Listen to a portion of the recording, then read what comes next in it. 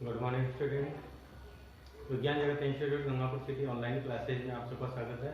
मेरा नाम गौतम फिर से बीएससी सेकेंड ईयर बॉटनी की क्लास लेके आया हूँ, जिसमें हम पेपर थर्ड और उसकी चौथे नंबर की यूनिट पढ़ रहे थे। एक पुष्प की संरचना और पुष्प के अंतर्गत विकसित होने वाली जो जनन संरचनाएं होती है पुमंग एवं जयान, इनकी संरचना एवं परिवर्तन की प्रक्रियाएं जो है वो हमको इस यूनिट के अंदर पढ़नी है।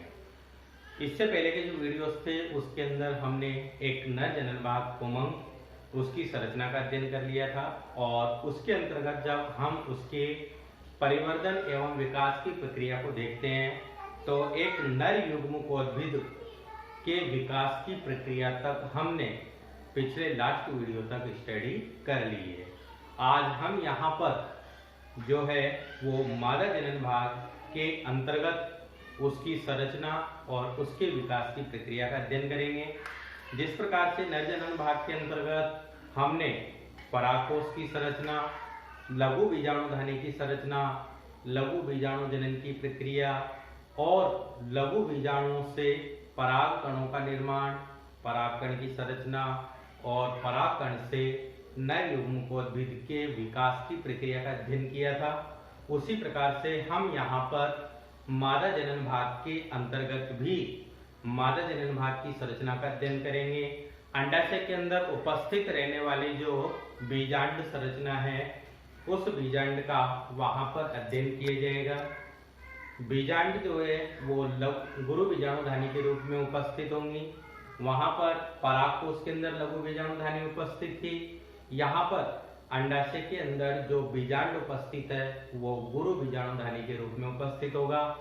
गुरु बीजाणुधानी के अंदर गुरु बीजाणुओं का निर्माण होगा और उस गुरु बीजाणुओं से आगे जाकर के किस प्रकार मादा युग्मकोद्भिद का निर्माण होगा, इन सभी प्रक्रियाओं का अध्ययन जो है वो हम इन वीडियो के अंतर्गत करते हुए जा रहे हैं।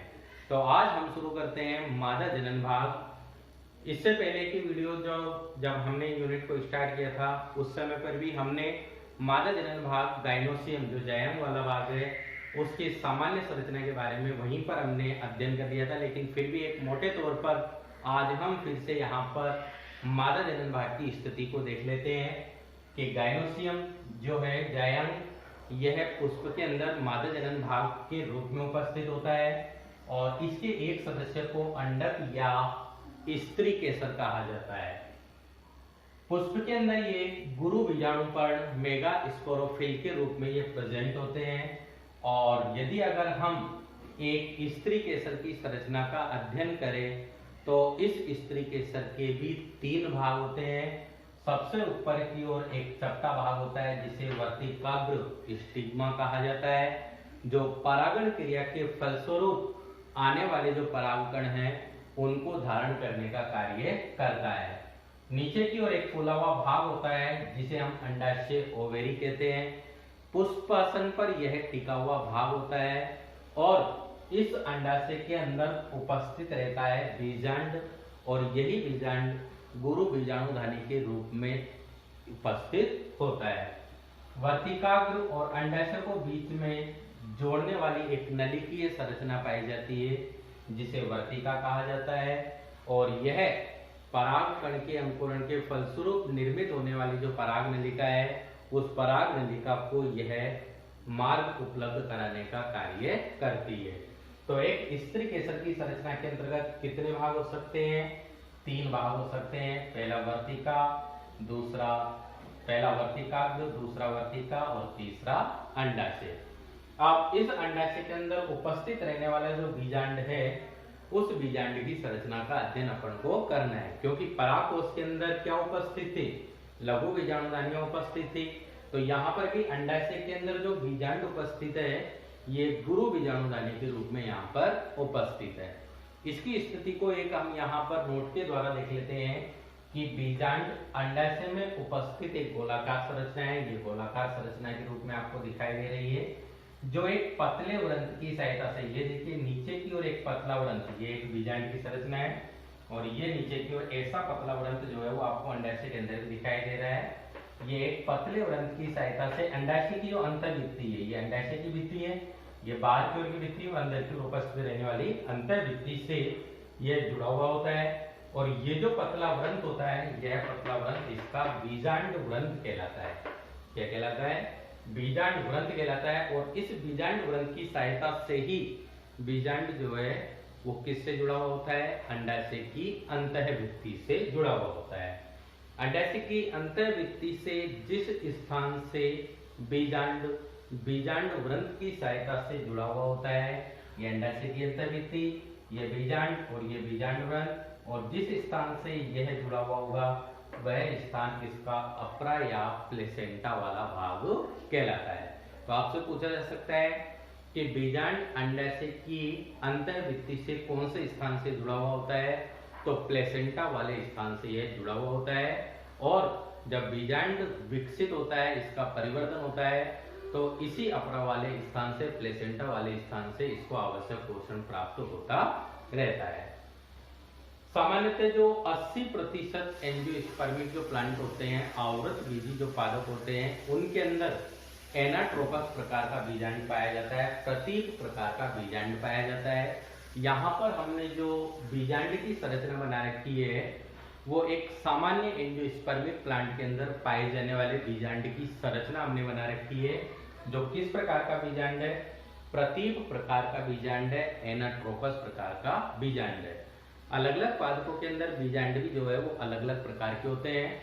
इस बीजांड की संरचना के बाद जो नेक्स्ट वीडियो जाएगा वो बीजांड के प्रकार के ऊपर ही होगा, जिसमें हम विभिन्न प्रकार के बीजांडों की संरचना का अध्ययन करेंगे कि बीजांड जो है वो किस किस प्रकार के हो सकते हैं।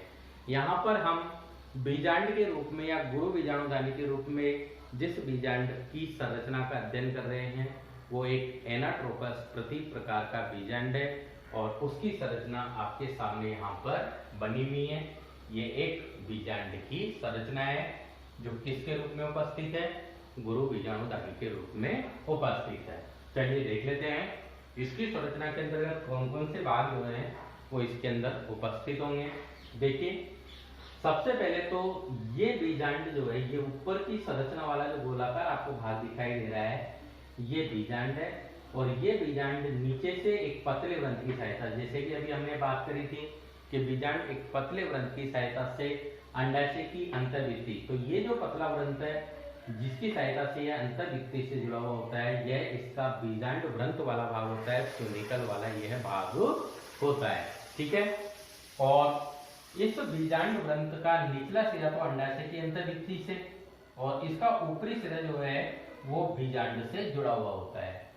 बीजांड और बीजांड व्रंत के बीच इन दोनों को जोड़ने वाली, अर्थात बीजांड को, ये ऊपर की ओर उपस्थित रहने वाला बीजांड और उसको इस पतले व्रंत से जोड़ने वाली जो संरचना होती है मध्य में, वह इसका नाभिका या हाइलम वाला भाग होती है।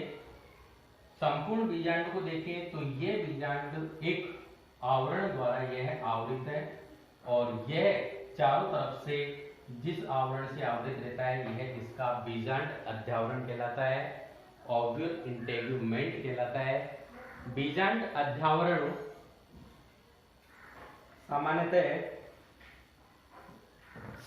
एक अध्यावरण के रूप में भी उपस्थित हो सकता है, दो अध्यावरण के रूप में भी उपस्थित हो सकता है, और बिना अध्यावरण वाला भी यह बीजांड उपस्थित हो सकता है। यहाँ पर जो बीजांड बना हुआ है यह दो अध्यावरण वाला है। एक बाहर की ओर उपस्थित अध्यावरण है जिसे हमने बाह्य अध्यावरण कहा है, और एक भीतर की ओर उपस्थित अध्यावरण है जिसे हमने अंतः अध्यावरण कहा है। बाह्य अध्यावरण और अंतः अध्यावरण मिलकर के किसका निर्माण करते हैं? बीजांड अध्यावरण का निर्माण करते हैं। तो बीजांड चारों ओर से जिस आवरण से घिरा हुआ रहता है वह उसका बीजांड अध्यावरण कहलाता है। यहाँ पर बीजांड के अंदर दो अध्यावरण उपस्थित है, तो यह द्विअध्यावरणीय बीजांड है। एक अध्यावरण युक्त होता है तो एक अध्यावरणीय बीजांड, और यदि अगर अध्यावरण अनुपस्थित होता है तो अध्यावरणीय बीजांड यह कहलाते हैं।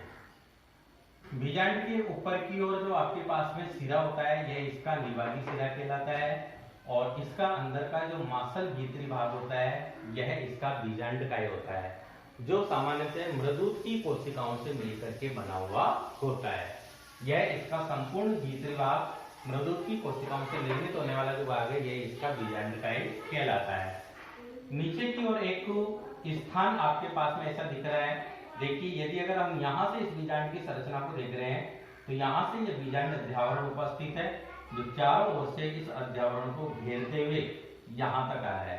लेकिन इस वाले स्थान पर बीजांड अध्यावरण जो है वो अनुपस्थित है। यदि अगर उपस्थित होता तो यहाँ तक पहुंचता, लेकिन ये यहाँ तक ले जाता है और यहाँ पर बीजांड अध्यावरण अनुपस्थित होता है और एक छिद्र जैसी संरचना यहाँ पर बन जाती है जिसे हम बीजांड द्वार कहते हैं। और इसी बीजांड द्वार वाले स्थान से पराग नलिका जो है वो बीजांड के अंदर की ओर प्रवेश करती है। बीजांड के बीचों बीच में आपको एक इस प्रकार की संरचना आपको दिखाई दे रही है जो इस बीजांड के अंदर उपस्थित रहने वाली भ्रूणकोश संरचना है, एम्ब्रायोसेक इसे कहा जाता है। यह संरचना भ्रूणकोश मादा युग्मकोद्भिद के रूप में उपस्थित होती है और इसकी क्या विशेषता है कि ये जो भ्रूणकोश है यह 7 कोशिकीय एवं 8 केंद्र की युक्त है। कितने कोशिकीय? 7 कोशिकीय एवं 8 केंद्र की युक्त है। 7 कोशिकाएं इसके अंदर दिखाई दे रही होंगी आपको।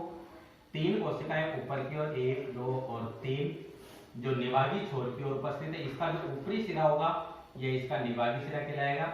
निचली सिरा होगा जो किसकी ओर उपस्थित है? बीजांड द्वार की ओर उपस्थित है, यह इसका बीजांड द्वारी सिरा कहलाएगा। ऊपर की ओर 3 कोशिकाएं उपस्थित है, नीचे की ओर भी 3 कोशिकाएं उपस्थित है, टोटल 6 कोशिकाएं और एक कोशिका मध्य में बड़े आकार की उपस्थित है। तो टोटल कितनी कोशिकाएं हैं? 7 कोशिकाएं हैं। लेकिन 7 कोशिकाओं के अंदर केंद्र कितने हैं? 8 है।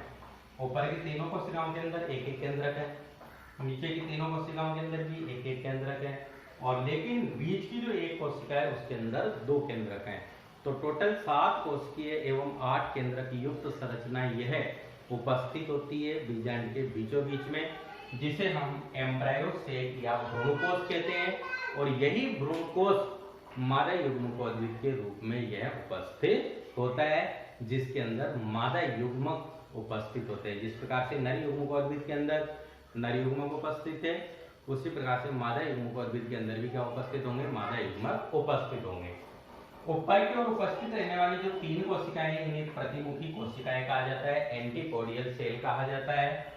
नीचे की ओर उपस्थित रहने वाली जो कोशिकाएं हैं जो बीजांड द्वार की ओर उपस्थित है इसे अंड समुच्चय कहा जाता है। 3 कोशिकाओं का समूह होता है जो अंड समुच्चय के रूप में उपस्थित होता है।